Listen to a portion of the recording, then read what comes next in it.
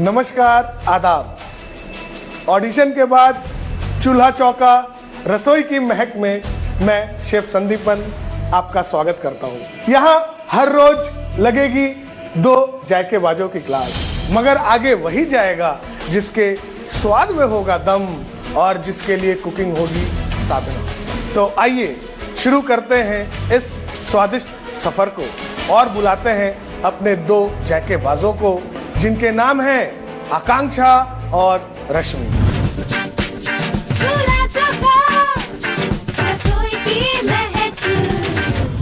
तो आइए मैं आपको मिलवाता हूं आज के 2 पार्टिसिपेंट से।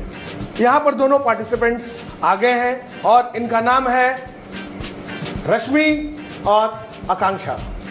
तो रश्मि, कैसा लग रहा है आपको ऑडिशन क्लियर करके यहां तक पहुंचने में? बहुत खुशी हो रही है।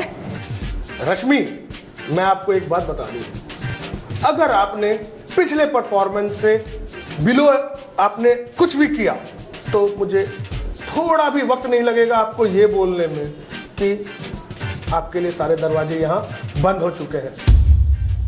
तैयार हैं आप इसके लिए? मौका ही नहीं दूंगी सर। विश्वास है? बिल्कुल। कॉन्फिडेंस है या ओवर कॉन्फिडेंस है? नहीं, कॉन्फिडेंस है। चलिए, बहुत अच्छी बात है रश्मि। और आकांक्षा, आपको कैसा लग रहा है? अपने फीलिंग्स के बारे में बताएं हमें। अच्छा लग रहा है। आपने ऑडिशन में क्या बनाया था? मैंने चीज प्याज पकौड़े बनाए थे। चीज और प्याज के पकौड़े बनाए थे विथ रबड़ी। विथ रबड़ी। तो आप दोनों तैयार हैं हमारे अगले चैलेंज के लिए? तो हमने देखा पूरे आत्मविश्वास के साथ हमारे दोनों कंटेस्टेंट तैयार हैं हमारा चैलेंज लेने के लिए। तो आ जाइए आप दोनों इस कुकिंग जोन में।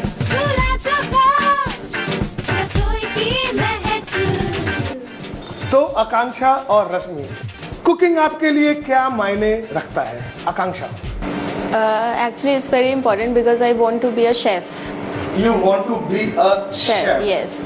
Abhi I am doing economics honors, but after that I'll be applying in cooking school.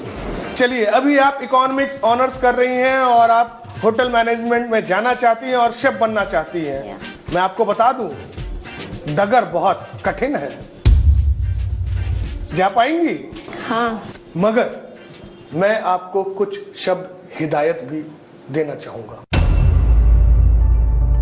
उम्मीद है आप समझेंगे मेरी बात। ये किचन मेरी है, यहां पर आप कुकिंग कर रही हैं, तो कुकिंग आपकी चलेगी, मगर यहां के कायदे मेरे होंगे। मैं आपको जैसा पहले बताया था एक चैलेंज देने जा रहा हूं। चैलेंज में थोड़ा सा ट्विस्ट है। रेडी? ट्विस्ट बता दूं? चैलेंज भी बता दूं? यस। ठीक है। तो आज का चैलेंज ये है और उस चैलेंज में ट्विस्ट ये है कि आपको बिहारी खाना नहीं बनाना है। आपको आज बनाना है एक ऐसी डिश जो कि है गुजरात से। रश्मि, आपको क्या मालूम है खांडवी के बारे में? मैंने बनाया तो नहीं है, पर रेसिपी पता है मुझे। रेसिपी पता है जी, और ये गुजराती स्नैक्स है, ये पता है। वैसे तो मैं आपको रेसिपी बताने वाला था, मगर आपने खुद ही बोल दिया आपको रेसिपी मालूम है। आप बताएं, मैं देखता हूं आप कितनी सही है और कितनी गलत। खांडवी में बेसन में हम लोग खट्टा दही मिक्स करते हैं, उसमें नमक, हल्दी और ऑप्शनल अदरक मिला सकते हैं।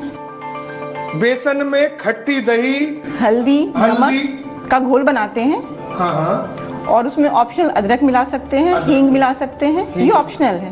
ओके, ठीक है। उसके बाद उसको पकाया जाता है। कैसे? उसको आंच पे पकाया था विदाउट ऑयल।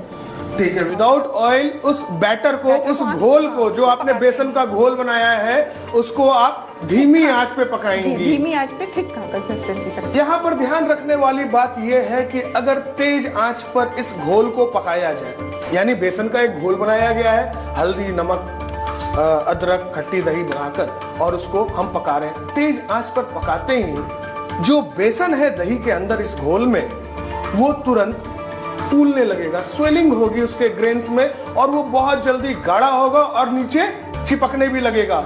इसीलिए ध्यान देने वाली बात यह है रश्मि कि आंच कम हो, नीचे ना चिपके, इसके लिए उसको लगातार स्टर करते रहेंगे, चलाते रहेंगे, नहीं तो वो नीचे जल सकती है और उसमें गुठलियां भी बन सकती है। ठीक है, तो उस घोल को आपने धीमी आंच पर स्टर करते हुए चलाया। उसके बाद जब वो थोड़ा थिक हो जाता है वो चेक करना पड़ता है। उसके बाद उसको किसी ग्रीस ट्रे पे फैला के उसके स्ट्रिप्स काट लेते हैं। कौन से ट्रे पे? उसको ग्रीस किया हुआ ट्रे। ग्रीस किया हुआ, यानी उसके ऊपर कुछ मक्खन या ऑयल लगाएंगे ताकि वो नीचे नहीं चिपके, और उस पूरे घोल को जो कि गाढ़ा हो चुका है उस ट्रे पे आप फैला देंगे। उसके बाद उसके स्ट्रिप काट के उसको रोल कर लेते हैं और फिर उस पे राई और करी पत्ती की छौंक लगाते हैं। बहुत बढ़िया। तो यहाँ पर छौंक लगाते हैं राई और करी पत्ती जी। क्या उसके अंदर में कुछ स्टफिंग भी कर सकते हैं? वो भी ऑप्शनल होता है, मे भी कर भी सकते हैं, नहीं भी कर सकते। आज मैंने सोचा है कि आकांक्षा इसके अंदर में हम स्टफिंग करेंगे और मैंने उसके लिए नारियल भी मंगवाया है। तो आपको नारियल को कद्दूकस यानी ग्रेट करना होगा और इस पूरे शीट को जब आप रोल करेंगे तो अंदर में आप नारियल भी डालेंगे। और आकांक्षा, जितना रश्मि ने बताया, क्या आप समझ पाई हैं? सीरियसली? या आप खाई हैं? हाँ, खाया मैंने। अभी आप समझ पाई हैं और अभी आपको बनाना भी है। तैयार हैं आप? हाँ, हमें जो डिश बनाने को दी गई उसका नाम था खांडवी। मैंने कभी पहले वो डिश बनाई नहीं थी, बस मैंने एक बार खाई थी वो डिश, तो बहुत ज़्यादा टफ था मेरे लिए और मेरी ओपोनेंट जो थी वो बहुत ही एक्सपीरियंस थी। थोड़ा रिलैक्स फील कर रही थी क्योंकि मुझे रेसिपी पहले से पता थी। मैंने ट्राई नहीं किया था बट रेसिपी पता थी, इसलिए मैं थोड़ा रिलैक्स फील कर रही थी, बहुत ज़्यादा नर्वस नहीं थी। तो रश्मि और आकांक्षा, खांडवी बनानी है, उसके लिए यहाँ पर कुछ इंग्रेडिएंट्स रखे हुए हैं।